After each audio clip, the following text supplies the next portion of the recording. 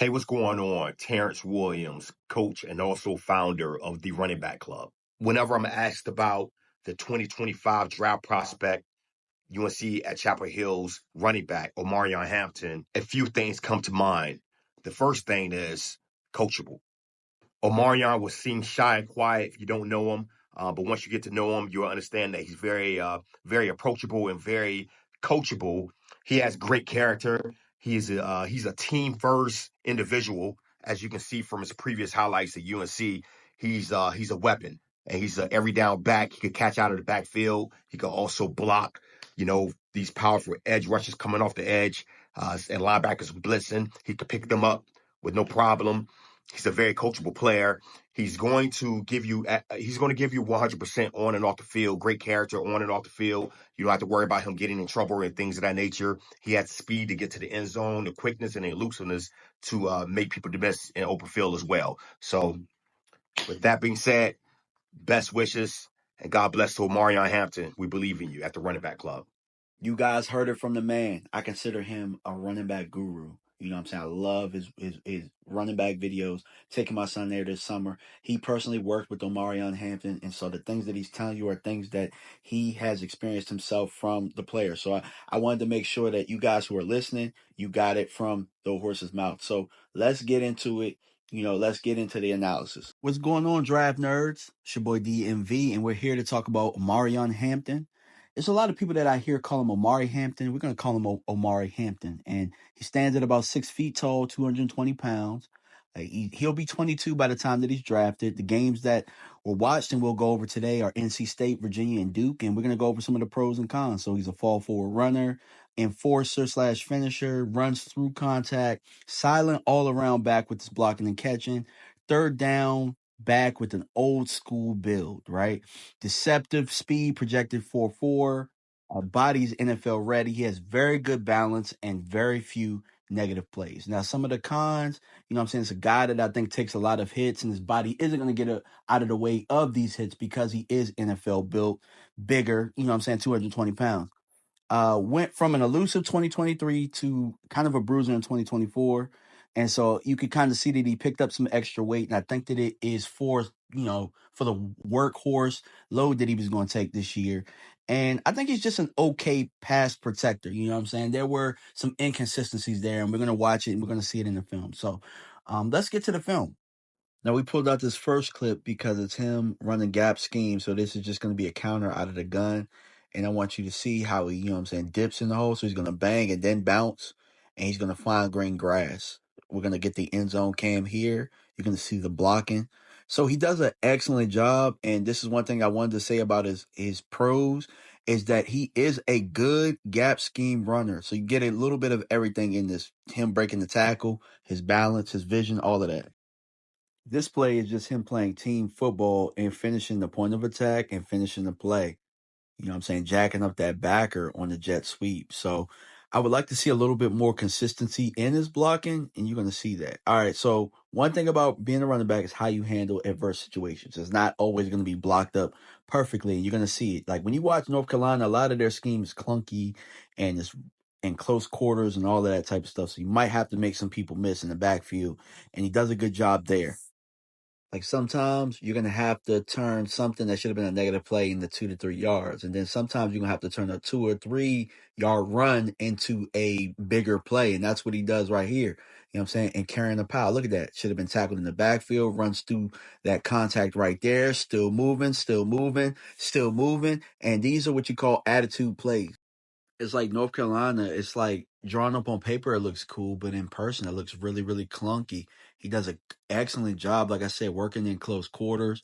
I think he has a real good relationship with his lineman and has a real good feel for the position because should have been tackled there for about 3 yards and he turned that into a bigger play. So like I said, sometimes you got pedigree, sometimes you just got people that understand the position. So it's very, very important that you pass protect, and he does a good job at slide protection here. Like that's one of his better reps. Like I said, inconsistent with it, and you're going to see right here, he's a little hesitant in the hole, and he's going to take this hit right here. I like to see him initiate it a little bit more, and then that way, when you're catching him at the line of scrimmage, you're not catching a backer with a whole head of steam.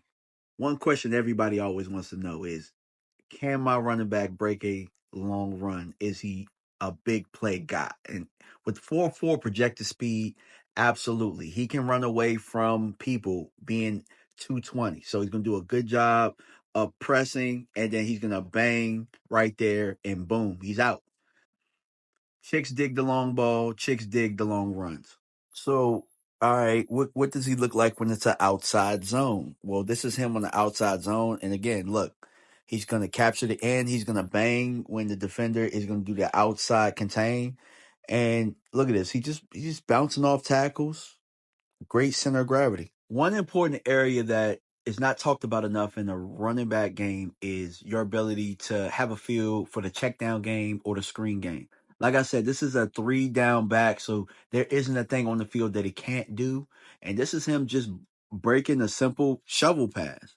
And again, chipping the edge and getting to an area where, you can check down and you just get a first down. Like, that's not something that everybody has. He has that ability, and this is why I think that he's a day one starter.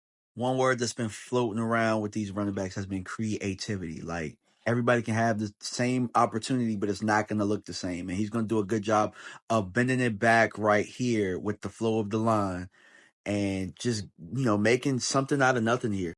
This play right here looks like a unique type of lead zone, which I like because it shows that, to me, I think he always makes the proper reads at the line of scrimmage. Like, he banged that time and he got the most that he could out of that play. Here you're going to see him do a Texas route, make that linebacker look foolish, and then get upfield. But hey, I still got good contact balance, and I'm still going to get me 3 to 4 extra yards. Then here, look, we going to bend, boom. Still running through tackles. I'm cycling through tackles, and I'm getting down to the 2 yard line. Again, this is what makes you a starter. Most guys, if you just regular, you're going to get tackled at that first contact. But he keeps moving, and we're going to finish the drive, and we're going to score against Virginia, man. Shout out to my guy, Carone. But, yeah, they had to do Virginia dirty here. Signs of a high value back. So look, there's gonna be a stunt here. We're gonna chip that guy and find the open area. But I want y'all to see how he put these dudes in the mix here. Like, this is 220 that we talking about here.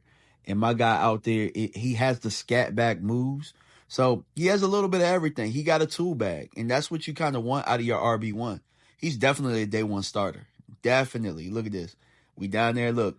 We gonna bend it back. Look, we gonna make that guy miss. I see that end zone, and I'm gonna find it.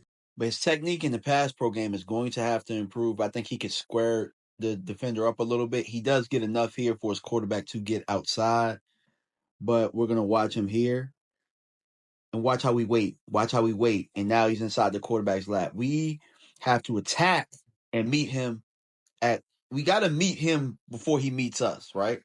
So that's the one thing we're finding out. We know that there's no such thing as a perfect prospect, but we're gonna see him in close quarters make that guy in the backfield miss again. North Carolina has a very very clunky scheme, and a lot of the time he's able to kind of rescue it with the type of pedigree that he has as a back. Here he's just going. I think it was more of a design shovel here in open space. We're gonna get down and get a chunk play. We talk about big plays all the time, and I really like him in space. I actually liked him in space a little bit more last year in what North Carolina did. This year they kind of made him more of a workhorse in between the tackles. I don't know if they were preparing him for the next level or whatnot, but I really like this guy in space as well. Um, like I said, bro, this guy is a stud. So when I'm looking at him right now, and it's early January, I got a second round grade on Hampton. I think that he's a stud. I originally had a first round grade on him, and I just kept watching more film, watching more film, watching more film. And as you are watching film and you're watching more prospects out there, you start to see some flaws. And the flaws that I saw were his inconsistency with pass pro. I think bro needs to get a little bit more consistent at it and maybe more confident, because if he was as confident in his pass pro as he is running the football, I think that he will be a first rounder. And here's the thing about it. Me having a second round tag on him doesn't mean that he won't go in the first round. A team like Kansas City or Baltimore, guys that, or teams that really want or could use a tough running back that can finish runs, that can finish red zone possessions. that can, be a check down option for them in those cold weather games and helping you turn first down. I could definitely see him with a playoff team that decides, hey, I just really like this player for what we need. We have everything else. So I got a second round grade on him. And I think he has a very, very high ceiling. And there's nothing wrong with having a second round grade on somebody. Dalvin Cook, at a certain point, was a second round grade with all of the production that he had in college. But my comps to him are, I think that probably one of the more recent comps is, I'm a Cowboy fan and I see a little bit of DeMarco Murray. That last run we saw was DeMarco Murray-esque. And DeMarco Murray was also a threat in the check down pass game as well. So you could say that. But my old school comp to him is Thurman Thomas. And Thurman Thomas was a very, very good player for a long time for the Buffalo Bills. One could argue he was a big reason why they made the Super Bowl 4 years in a row. And he was definitely a workhorse, the same type of workhorse, and they had the same type of body type. And if you go back and you watch, you'd see a lot of similarities in their game with the old school body, the old school feel, the, being able to do everything, just having a whole bunch of tools in your toolkit, right? But I appreciate y'all for stopping by. And if your team did draft him, congratulations, you got yourself a player. All right, man, we out. Peace.